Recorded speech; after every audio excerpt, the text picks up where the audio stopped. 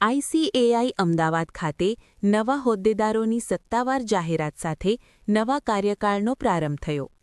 શાખા દ્વારા વ્યાવસાયિક શ્રેષ્ઠતા, વૈશ્વિક દૃષ્ટિકોણ, ટેકનોલોજી આધારિત વિકાસ અને સભ્યો વિદ્યાર્થીઓના સર્વાંગી સશક્તિકરણને કેન્દ્રમાં રાખીને આગામી વર્ષ માટે કાર્યયોજનાની દિશા નક્કી કરવામાં આવી છે.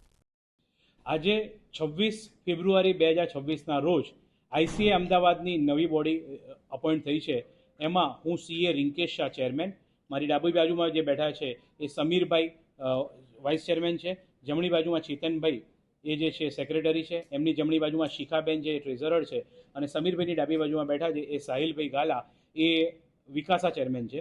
આ નવી બોડી જે ગ્લોબલ ઓપોર્ચ્યુનિટીઝ ચાર્ટર્ડ એકાઉન્ટન્ટ માટે ડેવલપ થઈ રહી છે એ અંગે કાર્યશીલ રહેશે અને ગ્લોબલ ઓપોર્ચ્યુનિટી વિશ્વમાં જે ઇન્ડિયાના ચાર્ટર્ડ એકાઉન્ટન્ટ માટે જે ઓપોર્ચ્યુનિટી છે, જેમ કે યુએસ અકાઉન્ટિંગ છે, દુબઈ માટેના કામ છે, યુકે માટેના કામ છે, ઓસ્ટ્રેલિયા માટેના કામ છે, તે અંગેના સેમિનાર્સ, વર્કશોપ અને તે અંગેના કોર્સ જે આઈસીઆઈ સેન્ટ્રલથી ડિફાઇન કરેલા છે એ કોર્સ અહીંયા રન થશે એવી આ નવી કમિટીનો એમ છે.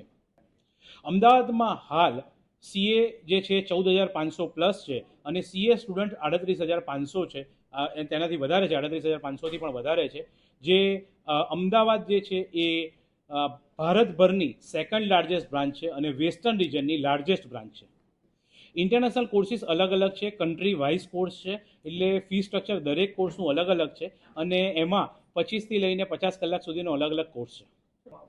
નવી ટીમનો જે ભાગ છે એ ચાર્ટર્ડ એકાઉન્ટન્ટ જે આટલી મોટી કોમ્યુનિટી અમદાવાદમાં છે અને આ જે ઇન્ફ્રાસ્ટ્રક્ચર જે બન્યું છે, નવું મોટું ઇન્ફ્રાસ્ટ્રક્ચર, એનો ઓપ્ટિમમ યુટિલાઇઝેશન થાય ચાર્ટર્ડ એકાઉન્ટન્ટ અને ચાર્ટર્ડ એકાઉન્ટ સ્ટુડન્ટ્સ માટે, નોલેજ અપગ્રેડેશન માટે, એના ઉપર ભાર રહેશે અને ગ્લોબલ એક્ટિવિટીઝ માટે ભાર રહેશે.